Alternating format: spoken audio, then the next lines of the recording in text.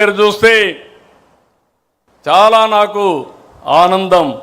ఎందుకు చెప్తున్నానంటే చాలామంది క్లస్టర్లో మా నాయకులు చేయలేరంటే కాదు, నాయకత్వాన్ని పటిష్టం చేసే ఏకైక అవకాశం ఇదొక క్రైసిస్, ఇదొక ఆపర్చునిటీ అని చెప్పి ముందుకెళ్ళాం.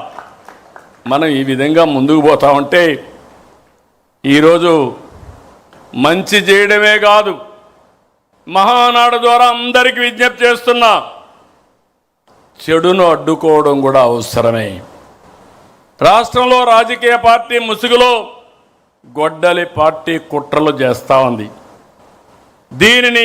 వీటిని ఆదిలోనే అడ్డుకోవాలి, ఎండగట్టాలి. నా జీవితంలో ఎప్పుడూ చూడలేదు మహానాడు పసుపు పండుగ ప్రజలందరికీ ఒక భరోసా ఇచ్చే ఒక ఉత్సవం.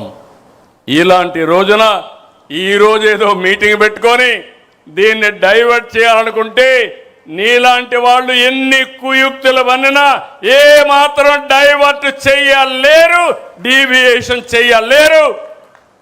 అయితే ఇక్కడ మనం గుర్తుపెట్టుకోవాలి, ఇది క్రూయల్ మెంటాలిటీకి, నేర చరిత్రకి ఉదాహరణ.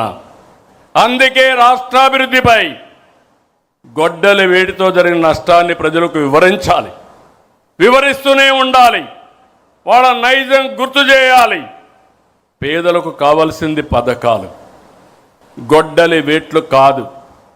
యువతకు కావాల్సింది ఉద్యోగాలు, గొడ్డలి పోట్లు కాదు. రాష్ట్రానికి కావాల్సింది శాంతి భద్రతలు, జంతు బలులతో రక్తాభిషేకాలు కాదు. రక్త చరిత్ర రాసేవాళ్ళు స్వర్ణాంధ్ర చరిత్ర లిఖించలేరు. అందుకే గొడ్డలి పార్టీ నెవర్ అగైన్.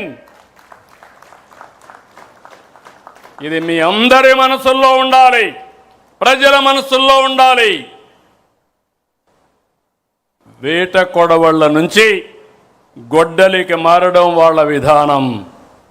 ఐటీ నుంచి క్వాంటం దిశగా ఎదగడం మన విధానం.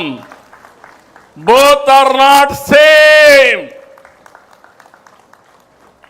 మళ్ళీ గుర్తుపెట్టుకోండి, వేట కొడవళ్ళ నుంచి గొడ్డలికి మారడం వాళ్ళ విధానం. ఐటీ నుంచి క్వాంటం దిశగా ఎదగడం మన విధానం. Both are not same.